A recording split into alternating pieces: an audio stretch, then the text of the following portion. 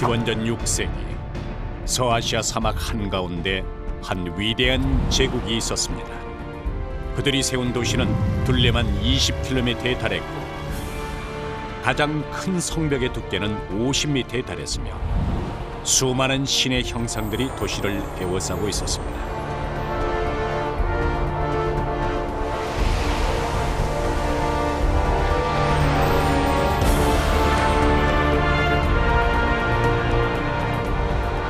바빌론. 이 위대한 제국을 완성한 사람은 훗날 우리가 느부갓네살로 더 잘 알고 있는 네부카드네자르 2세였지요. 그는 젊고 패기만만했으며 야망이 넘치는 정복자이자 또한 뛰어난 건설자였습니다.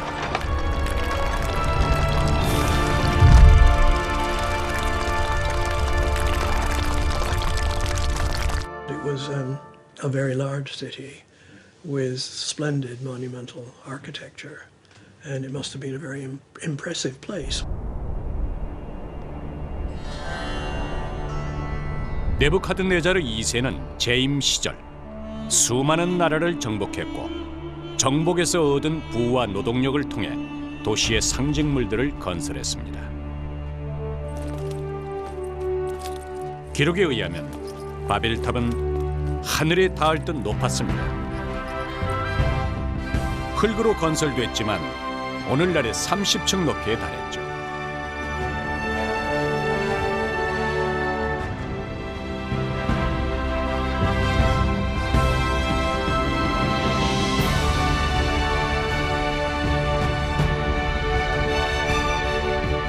맨 꼭대기에 있는 신전은 당시로선 세계 최첨단의 기술인 청색 도자 벽돌이 최초로 사용됐습니다.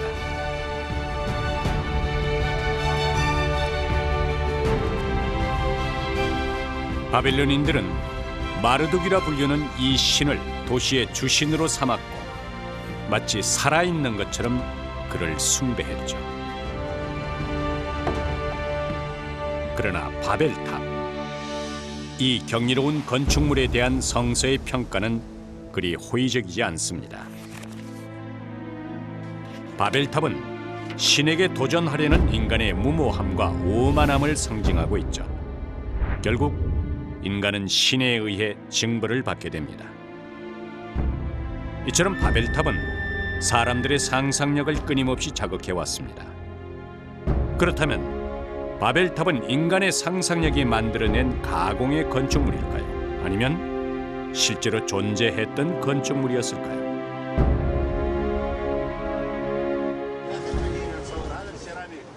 우리는 그 해답을 찾기 위해 바빌론이 존재했다는 땅 이라크로 향했습니다.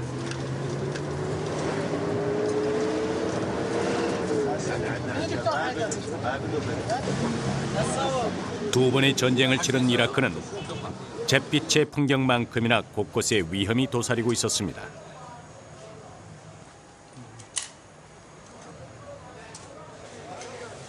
중무장한 경호업체 요원들의 도움과 이라크 군 당국의 허가 없이는 단 한 발자국도 움직일 수 없는 팽팽한 긴장감이 계속됐습니다.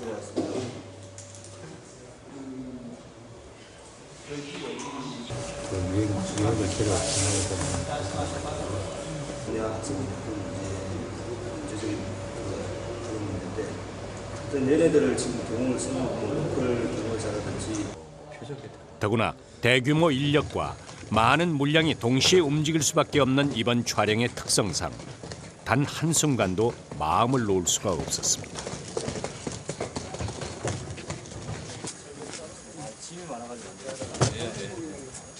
잠시만요. 방탄조끼에 안전 헬멧, 만에 하나의 가능성에 대비해 제작팀도 군 요원의 버금가는 무장을 할 수밖에 없었죠.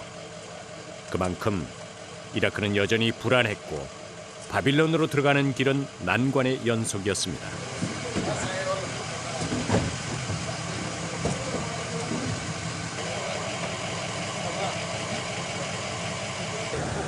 얼마나 시간이 흘렀을까?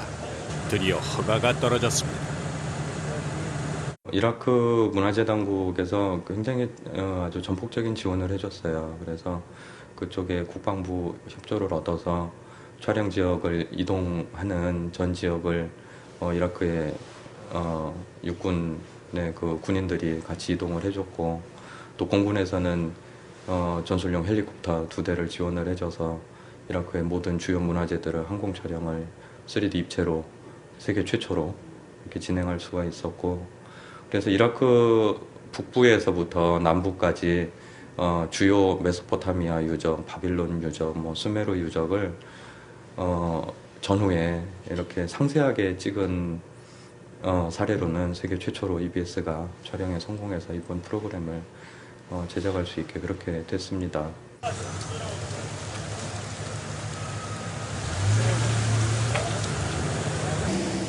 그렇게 EBS는 이라크 전쟁 후 세계 방송사들 중 최초로 바빌론으로 들어갈 수 있었습니다.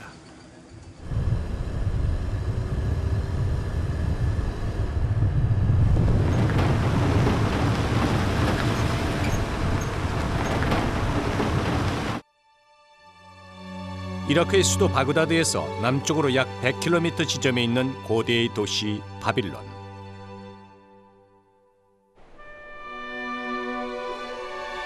유프라테스 강을 끼고 황량하게 펼쳐져 있는 이 드넓은 평원이 지금으로부터 2600년 전 서아시아 일대에 대제국을 건설했던 바빌론이 있었던 자리입니다.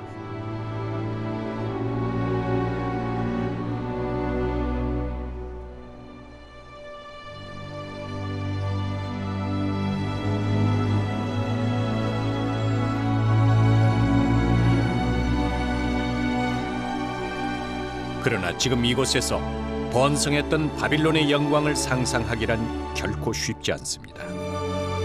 깨진 벽돌과 마모된 흙벽, 무너진 집들만이 덩그러니 역사의 파편처럼 남아있을 뿐이죠.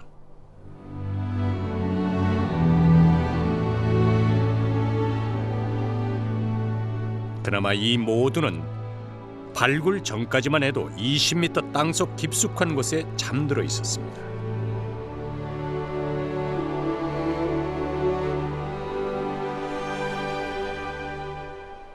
그런데 발굴이 채 30%도 진행되지 않은 바빌론 유적 한쪽에 의문의 한 건축물이 눈에 들어옵니다. 바로 얼마 전 지었다는 사담 후세인의 여름 궁전입니다.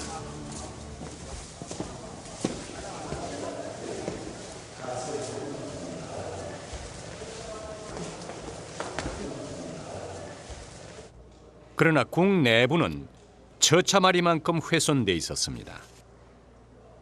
벽은 화려한 장식품들 대신 갖가지 낙서들로 빼곡했죠.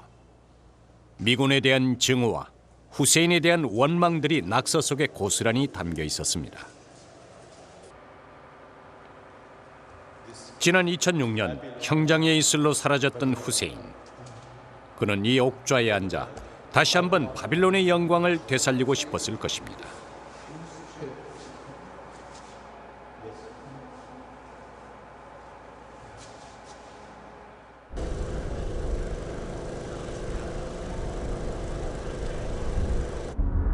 바빌론이 세상의 모습을 드러낸 건 겨우 100여 년에 불과합니다. 독일의 건축가이자 고고학자였던 로베르트 콜데바이에 의해서였죠.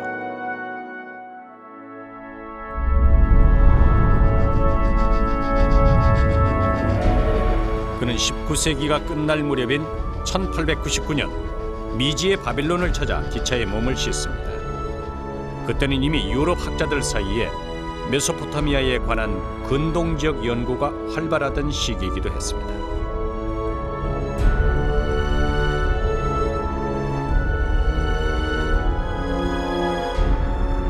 콜데바이는 인부들을 동원 땅속 20m까지 파들어갔습니다.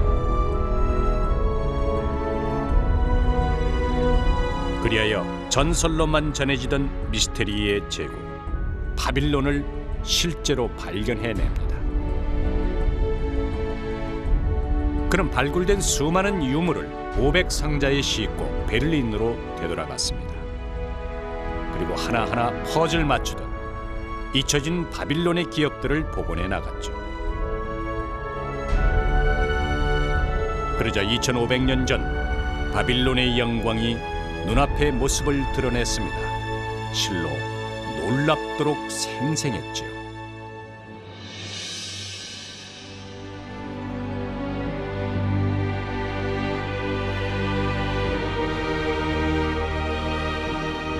그때까지만 해도 유럽인들은 그리스나 로마 외에 고대 문명이 존재한다는 사실을 믿지 않았습니다. 그러나 바빌론은 그런 인식을 단숨에 뒤엎어버렸죠. 이것이 바빌론으로 통하는 정문 이슈타르입니다.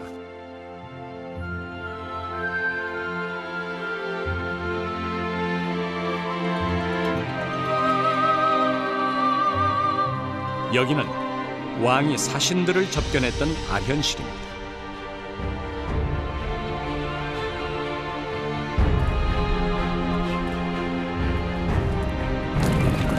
발굴 결과 바빌론 성벽의 두께는 4마리의 말이 끄는 마차가 멈추지 않고 비껴갈 만큼 넓었습니다. 훗날 그리스 학자들은 전했습니다. 이곳엔 놀랍도록 아름다운 정원이 있다. 하늘에 닿을 듯한 탑이 있다. 그러나 그 실체만큼은 여전히 미스테리였습니다.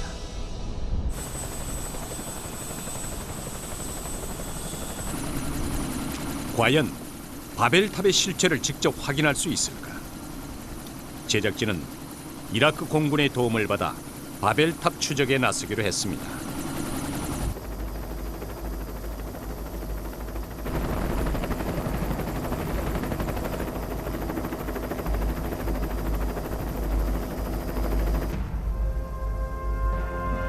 골데바이에 의해 드러난 바빌론의 전체 면적은 약 900헥타르에 달합니다.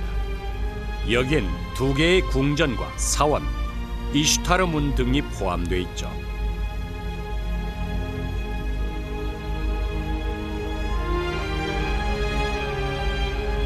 그런데 바빌론을 벗어나자 거대한 흙탑 하나가 눈에 들어옵니다. 사마라탑. 이것은 그동안 유럽인들에 의해 바벨탑으로 가장 많이 오인됐던 탑이기도 합니다. 하지만 이것은 이슬람 사원탑이었죠. 물론 사마라탑보다 훨씬 오래전에 건설된 탑도 많이 있습니다. 우리는 바빌론 외곽부터 바벨탑에 대한 단서들을 하나하나 찾아보기로 했습니다.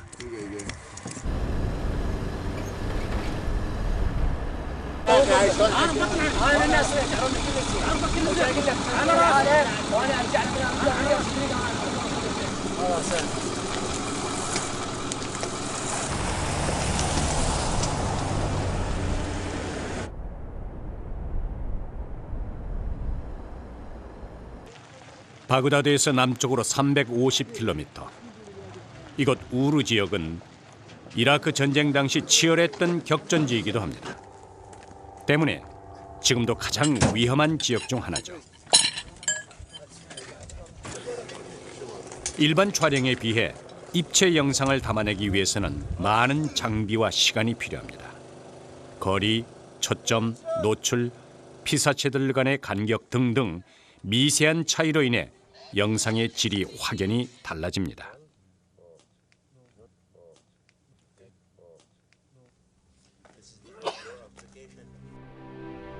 우르 지그라트는 기원전 3000년 전에 건설된 것입니다. 흑벽돌 사이 깊게 파인 이것은 이라크 전쟁 당시 미군이 쏜 포탄의 흔적. 지그라트란 흔히 하늘과 땅을 이어주는 집으로 불립니다.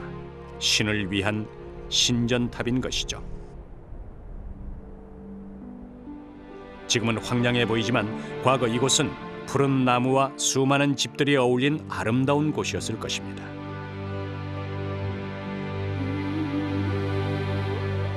시내 중심엔 이렇듯 높은 성벽이 있고 성벽 내부엔 왕궁과 사원, 그리고 신에게 예를 올릴 수 있는 도시에서 가장 높은 건축물 지구라트가 있었습니다.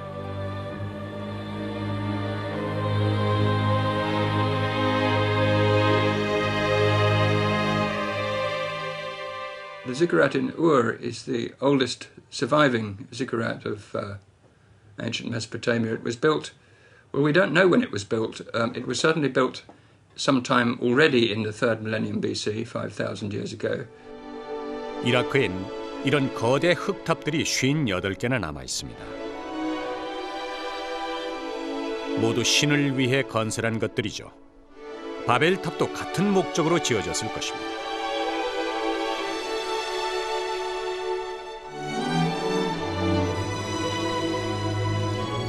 그렇다면 바벨탑은 어디에 있었으며 그 크기는 얼마나 됐을까요?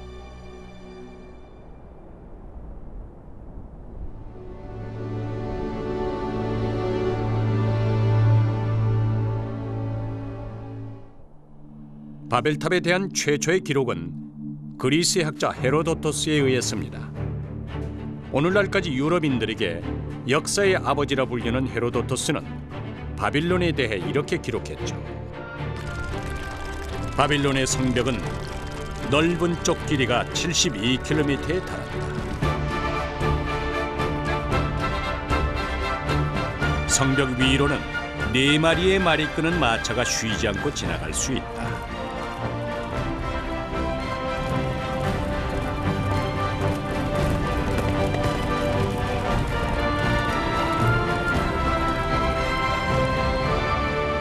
그리고 바벨탑에 대한 기록도 구체적으로 남겼습니다.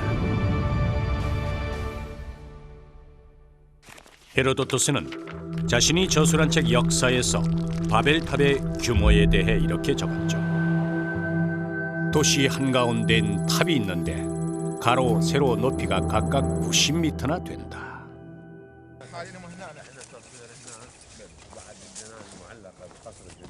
이 정도의 규모라면 비록 탑은 사라졌더라도 그 흔적만은 분명히 남아있을 것입니다.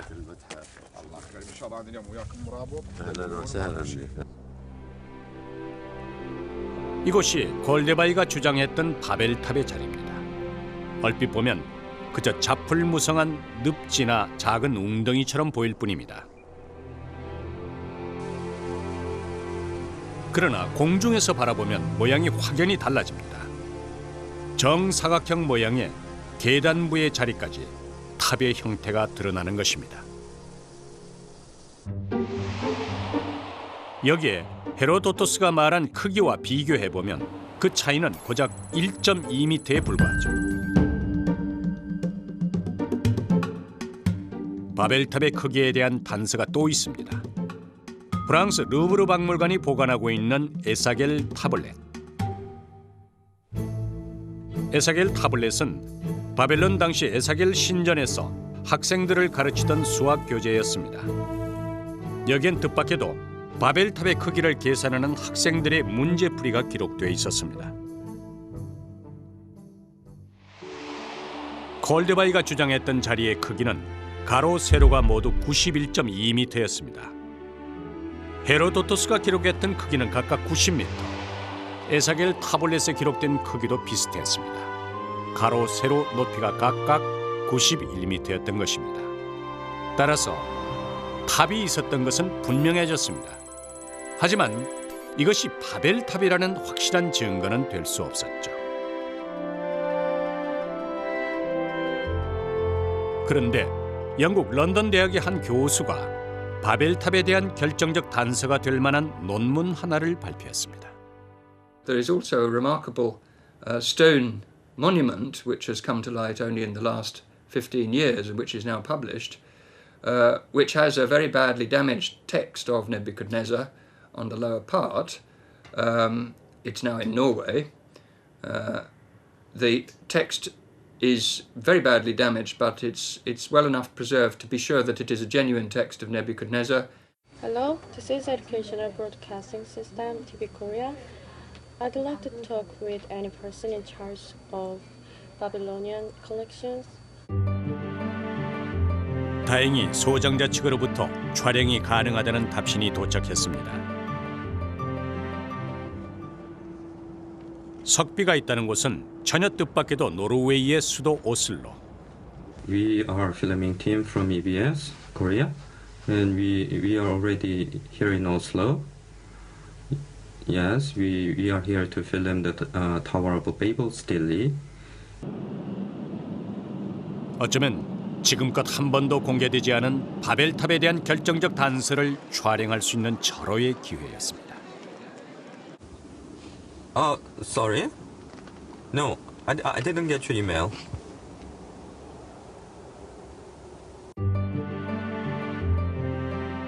그러나 그들은 결국 공개를 거부했습니다. 대신 고해상도의 사진 한 장을 보내왔죠.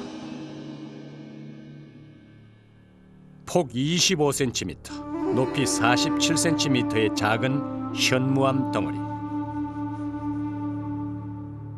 그러나 자세히 살펴보면 수많은 문양과 글씨들이 도들새김으로 빼곡하게 부조되어 있음을 알 수 있습니다.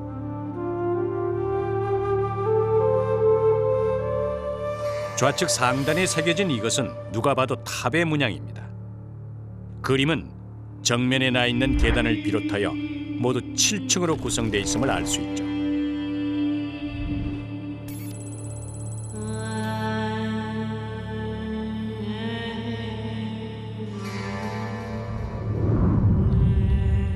이를 에사겔 타블렛을 근거로 상상해본 탑과 비교해보면 그 형태에서 차이가 있음이 분명히 드러납니다.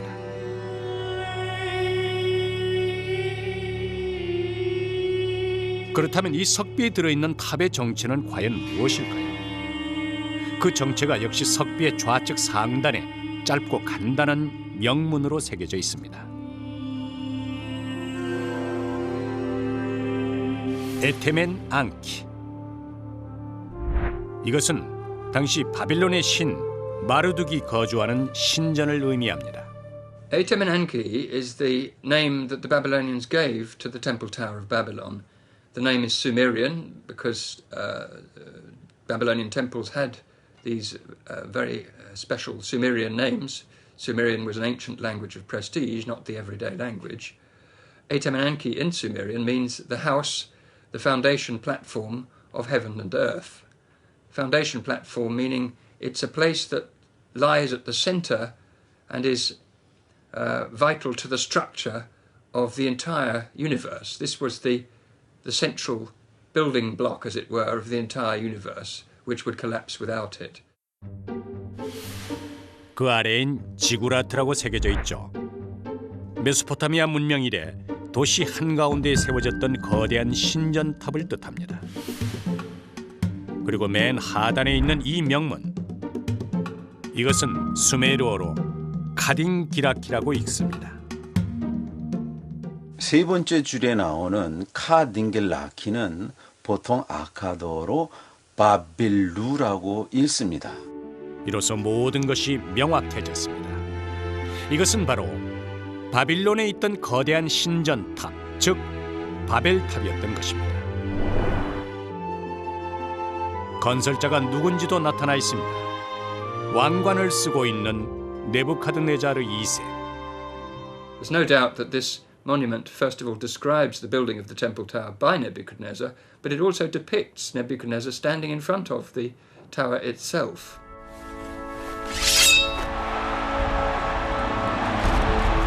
네부카드네자르 2세. 그는 구바빌론의 하무라비 대왕과 함께 바빌론 역사상 가장 위대한 왕이었습니다.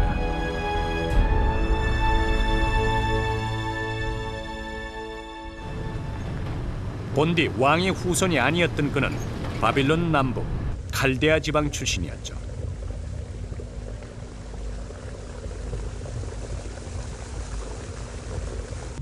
이곳은 유프라테스 강과 티그리스 강이 흘러와 바다로 흘러들지 못하고 거대한 늪지를 형성한 곳입니다. 주민 대부분이 고기잡이나 목축을 하고 있으며 지금으로부터 5,500년 전 수메르 문명이 꽃피웠던 곳이기도 하죠.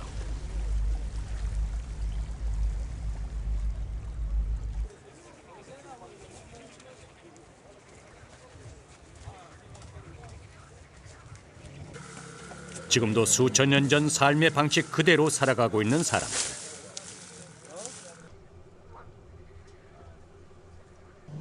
갈대로 엮어 만든 이 마을 회관은 수메르 문명 시절의 모습을 그대로 간직하고 있습니다.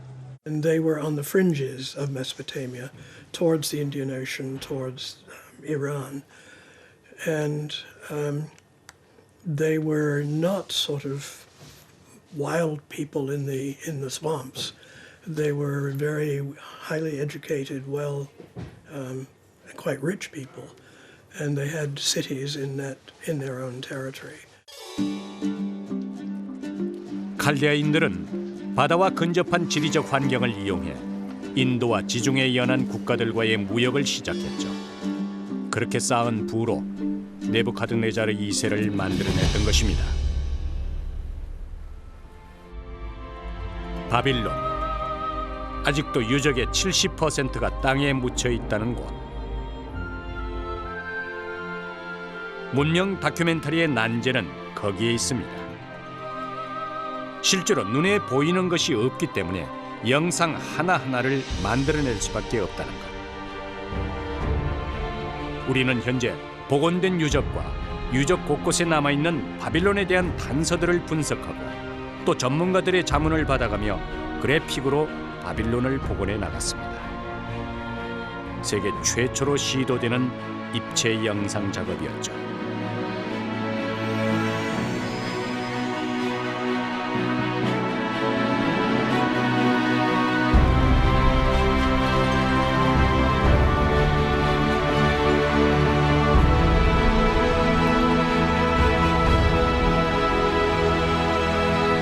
리얼리티를 살리기 위해서 모션 캡처 기술을 하고요. 그리고 헤어 시뮬레이션 그리고 클로스 시뮬레이션 같은 기법들이 사용됐습니다. 특히 모션 캡처 기술 같은 경우는 최근에 이제 영화에서 많이 쓰고 있는 기법인데요. 그 반지의 제왕의 그 골룸이라든지 이제 아바타에 있는 캐릭터들이 모션 캡처 기법으로 재현이 되었습니다. 이 방법은 그 센서라든지 광학적인 효과를 이용해서 배우들의 움직임을 디지털로 복원하는 기술입니다. 모션 캡처 방식 역시 한국 다큐멘터리 사상 최초로 시도되는 것이었습니다. 위험한 현지 상황에서 재현해낼 수 없는 부분들을 이렇게 모션 캡처를 통해 생생하게 복원해낼 수 있었던 것입니다.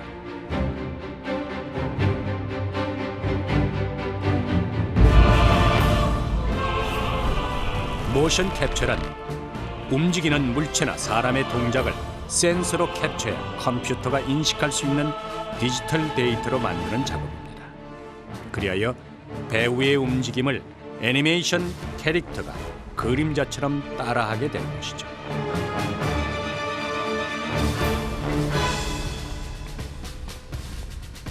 이런 과정을 통해 복원해냈던 네부카드네자르 2세.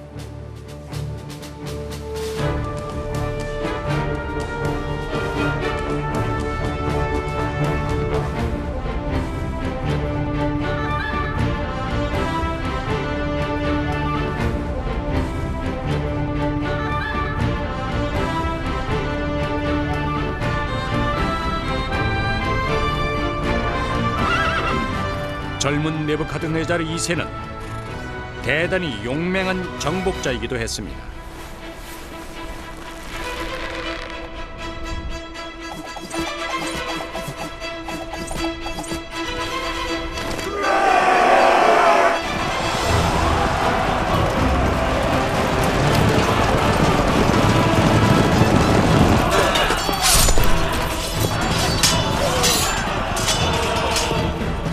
그는 바벨론 주변에 남아있던 아시리아의 잔존 세력들을 제압하고 급기야 말을 달려 아시리아의 수도인 니네베까지 함락시키고 말았죠. 하지만 그는 여기서 말을 멈추지 않고 곧바로 서쪽으로 내달려 지중해 연안인 시리아를 정복하고 예루살렘에 도착하게 됩니다.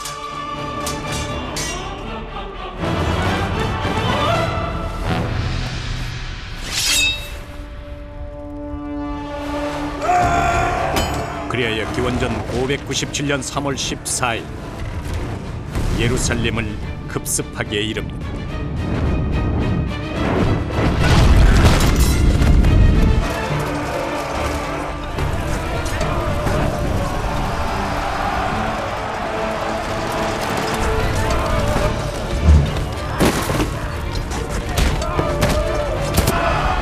예루살렘의 병사들은 극렬하게 저항했지만 바빌론의 정예군들을 당해낼 재간이 없었습니다.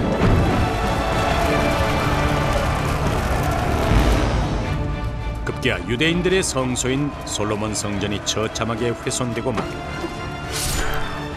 유대인들에겐 가장 비참한 순간이었죠.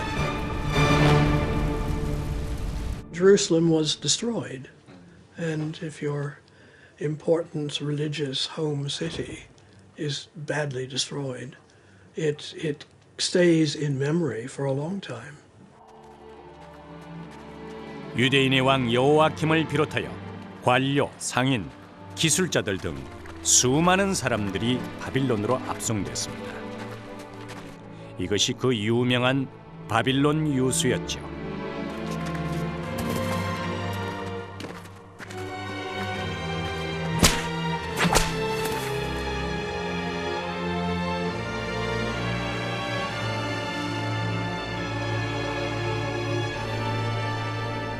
유대인 포로들은 갈증과 허기 속에서 사막길 1000여 킬로미터를 걸어야 했습니다. 그러다 어느 순간 놀라운 광경을 목격했죠.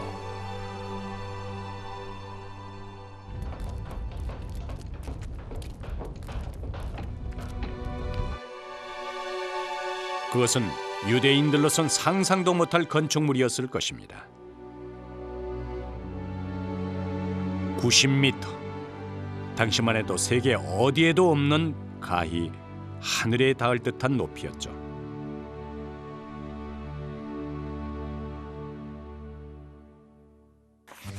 그렇다면 바벨탑은 어떻게 건설됐을까요? 그 단서가 성서에 나와 있습니다.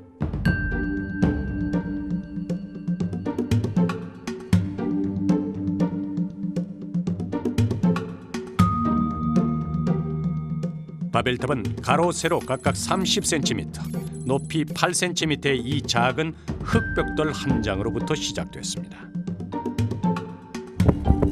바벨론인들은 벽돌을 나란히 놓은 다음 그 위에 역청과 갈대를 번갈아 놓고 또다시 벽돌을 쌓아나갔죠. 접착과 하중을 고려한 탁월한 방법이었습니다.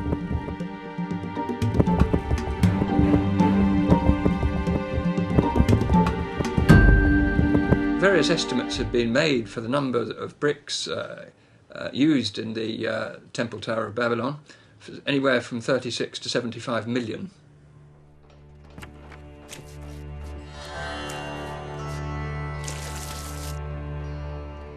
바빌론인들은 흙 건축에 관한 최고의 기술자들이었죠. 그들은 메소포타미아 문명 이래 수천 년 동안 흙 건축의 노하우를 전수받은 사람들이었습니다.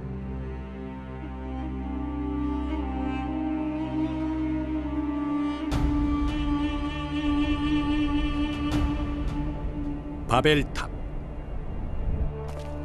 이것이 EBS가 세계 방송 사상 최초로 입체 영상으로 복원해본 지금으로부터 2600년 전의 바벨탑 모습입니다.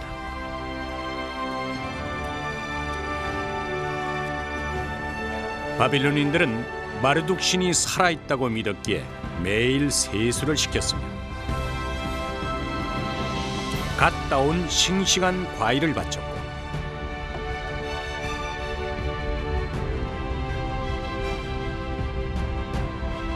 심지어 가장 정결한 여인을 선택해 그의 침상에 들도록까지 했습니다.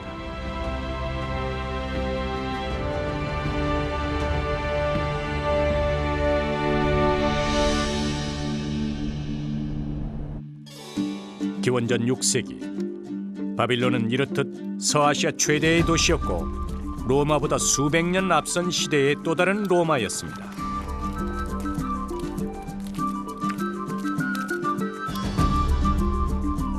시장은 인도와 파키스탄, 지중해 연안과 중국으로부터 온 물품들이 넘쳐났습니다.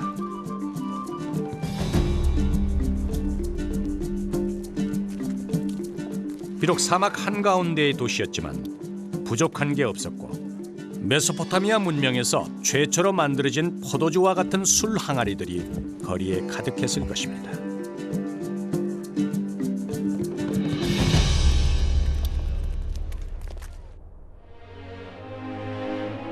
기원전 5세기 이곳을 방문했던 헤로도토스는 바빌론에만 있는 독특한 국제 결혼 시장에 대해 다음과 같이 기록했죠.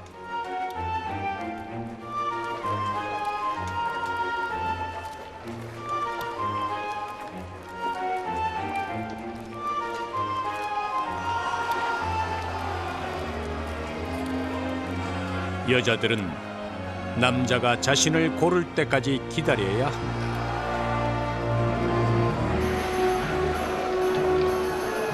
남자는 자신이 고른 여자에게 상당한 액수의 돈을 지불한 후 성지 이외의 곳에서 함께 거주한다. 이때 여성들은 결코 강요에 의해서 결혼 시장에 나오지는 않았습니다. 이런 과정을 통해 보다 건강하고 능력 있는 남성을 스스로 선택할 수 있는 권리를 누렸던 것입니다.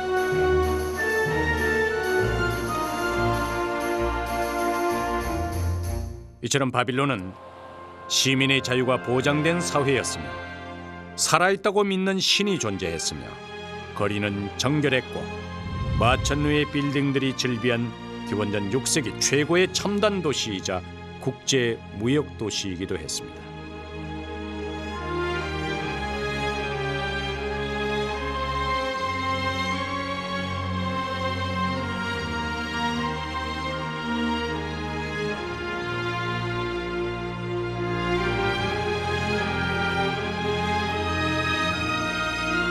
바벨탑과 함께 바빌론을 상징했던 또 하나의 위대한 걸작이 있습니다.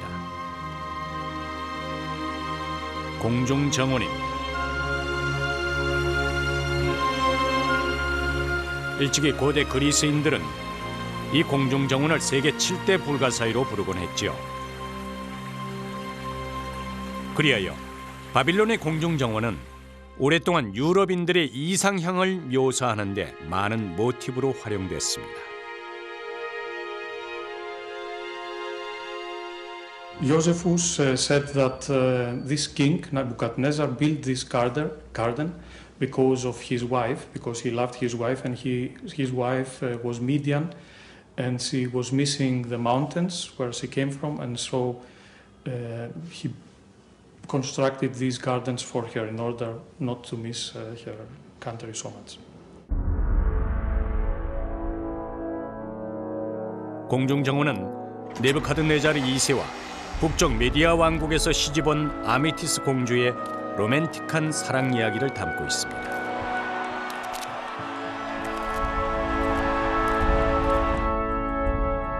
향수병에 걸린 공주는 늘 높은 산과 푸른 초목으로 우거진 고향에 대한 그리움으로 나날을 보내야만 했지요. 그런 아미티스를 보는 왕도 마음이 아팠죠.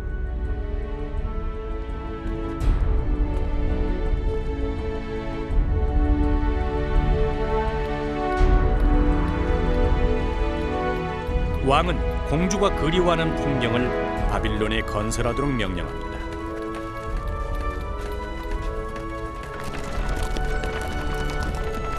이에 바빌론의 기술자들은 수백 킬로미터 떨어진 메디아의 왕국에서 아름다운 꽃과 나무들을 가져오죠.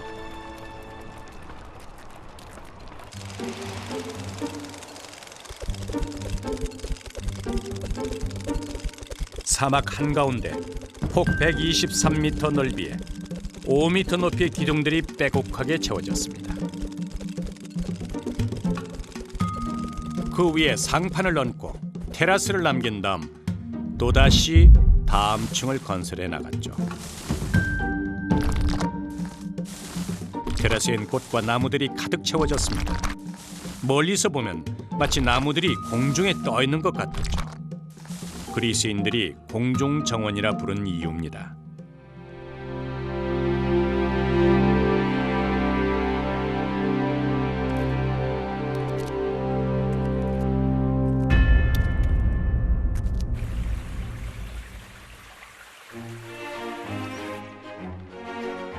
공중정원의 옥탑에서는 이처럼 말에 의해 온종일 수차가 돌았을 것이며 유프라테스 강으로부터 올라온 물은 핏줄처럼 얽힌 수많은 수로를 따라 흐르며 꽃과 나무들에게 생기를 불어넣었을 것입니다.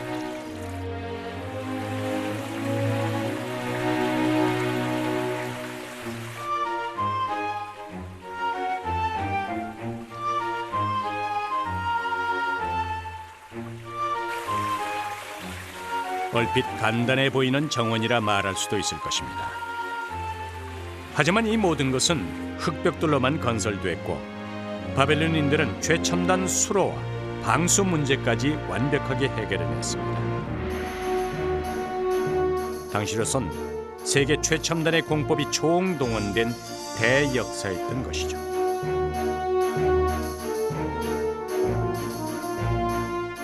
더 놀라운 것은 공중정원의 내부에 있었습니다. 이곳은 천창을 통해 빛이 들어왔으며 100여 개의 방과 거대 목욕탕이 있었습니다.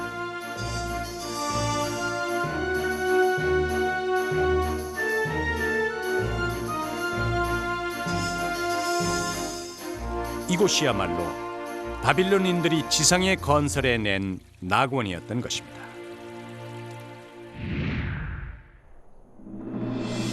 잊혀진 제국 바빌론. 바빌론은 이처럼 EBS에 의해서 세계 방송사상 최초로 입체 영상을 통해 완벽하게 복원됐습니다. 바빌론은 성서나 그리스 학자들의 기록에만 남아있는 전설의 도시가 아니었습니다. 바빌론은 메소포타미아 문명의 명맥을 고스란히 간직한 채 사막 위에 새로운 문명을 건설한 또 하나의 제국이었습니다. 그들은 정복자였고 위대한 건설자였으며 도시의 신 마르둑의 신봉자들이었습니다.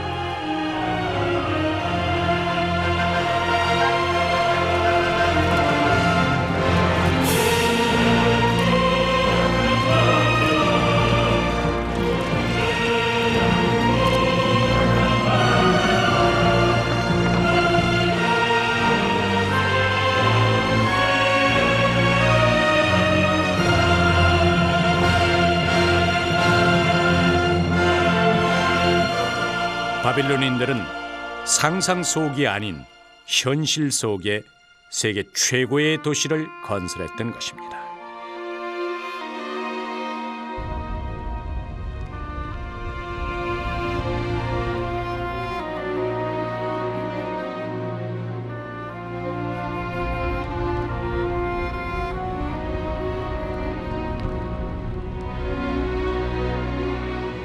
이 모든 바빌론의 영광을 탄생시킨 주역은 단연 네부카드네자르 2세였죠.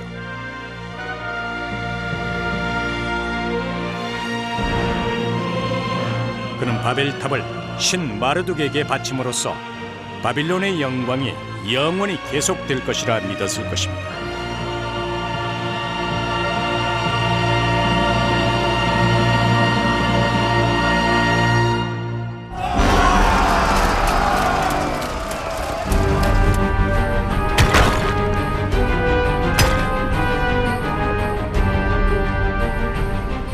그러나 바빌론은 건설자 네부카드네자르 2세의 염원에도 불구하고 그의 사후 권력 다툼에 시달리게 되며 결국 기원전 539년 페르시아에 의해 멸망하고 맙니다.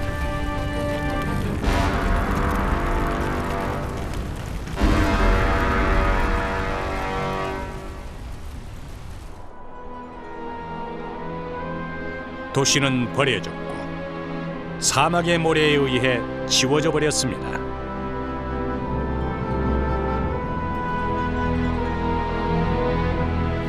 그것이 한때 세계에서 가장 위대했던 도시 바빌론의 운명이었습니다.